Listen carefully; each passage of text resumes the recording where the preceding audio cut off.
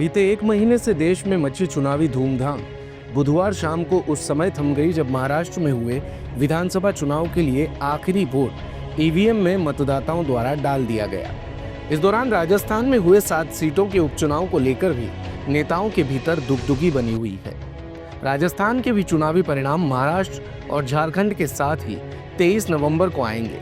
ऐसे में यहाँ बीजेपी, कांग्रेस, आरएलपी और बीएपी के नेताओं पर जबरदस्त दबाव दिख रहा है। एक तरफ जहां नेताओं और दलों पर गढ़ बचाने की चुनौती है, तो दूसरी तरफ जीत की हैट्रिक लगाने और उसे रोकने की भी तमाम कोशिशें दिखाई देती हैं। ऐसे में मतदान के बाद से ही इन दिनों राजनीतिक दलों में मंथन जारी है, जिसे लेकर पार्टियों के दिग्गज अपनी अपनी रिपोर्ट तैयार कर रहे हैं। लेकिन एक रिपोर्ट आज भारत कवरेज भी आपके सामने रखने जा रहा है, जिसके जरिए आप कम से कम ये तो समझ पाएंगे कि किस विधानसभा में है कौन भारी।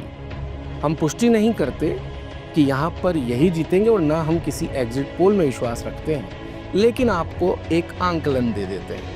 तो शुरुआत अगर झुंझुनू विधानसभा क्षेत्र से करें तो ये कांग्रेस का गढ़ है, जहाँ से बृजेंद्र ओला 4 बार से लगातार चुनाव जीत रहे हैं। इस बार भी उनके बेटे अमित ओला यहाँ से मैदान में है। ऐसे में अमित ओला के लिए बड़ी चुनौती है, क्योंकि बीजेपी ने यहाँ पर पूरी ताकत झोंक दी है और उस ताकत को मजबूती देते हैं राजेंद्र कुड़ा, जो इस चुनाव में प्रबल दिखाई तो नहीं देते, लेकिन अगर मुस्लिम वोटों में उनकी सेंधमारी काम कर गई तो वो यहाँ पर कांग्रेस का पंच जरूर रोक देंगे। इसके बाद अगली सीट है दौसा। यहाँ भी कांग्रेस लगातार 2 बार से चुनाव जीत रही है, जबकि मुरारी लाल मीणा 3 बार जीत चुके हैं। वो इस बार कांग्रेस से सांसद भी बन गए हैं। कांग्रेस इसे अपने गढ़ के रूप में देख रही है, लेकिन बीजेपी ने किरोड़ी लाल मीणा के भाई जगमोहन को मैदान में उतार कर जो दांव चला है, उसका तोड़ पूरे चुनाव में कांग्रेस निकाल ही नहीं पाई।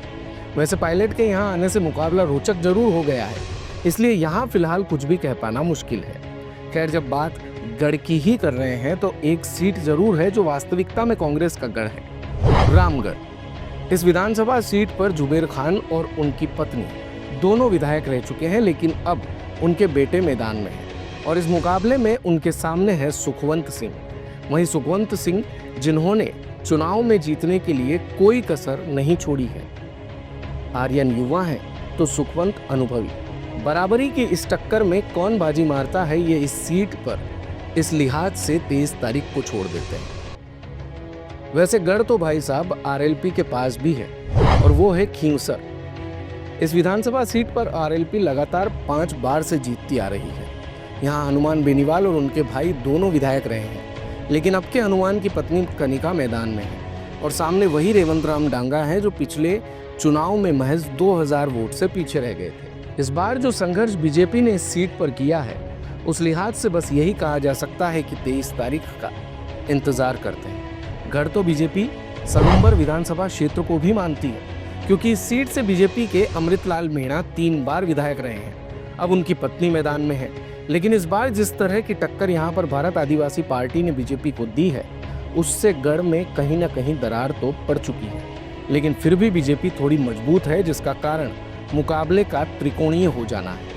84 विधानसभा सीट पर भारत आदिवासी पार्टी के नेता राजकुमार रौत लगातार 2 बार विधानसभा का चुनाव जीत चुके हैं। अब वो सांसद बन गए हैं, लेकिन उन्हें इंतजार है इस सीट पर हैट्रिक का, जिसकी संभावना बहुत अधिक है। देवली उनियारा विधानसभा सीट पर कांग्रेस के हरीश मीणा लगातार 2 बार चुनाव जीते हैं और अब वो सांसद बन गए। यहाँ पर बीजेपी लौटना चाह रही है, जिसकी संभावना बनती हुई दिखाई भी दे रही है। इसका बड़ा कारण नरेश मीणा का निर्दलीय चुनाव लड़ना और कांग्रेस के कोर वोट बैंक में सेंध लगाना माना जा रहा है। हालांकि परिणाम 23 नवंबर को आएंगे, जब ईवीएम खुलेगी, पता चलेगा कि किसकी बन रही है सरकार। तब आप देख पाएंगे कि राजस्थान में इन 7 विधानसभा सीटों पर क्या हो रहा है। दिन भर की सारी अपडेट्स के लिए सब्सक्राइब करें भारत कवरेज को, और हाँ, बेल आइकन दबाना ना भूलें, ताकि आप रहें अपडेटेड हमेशा।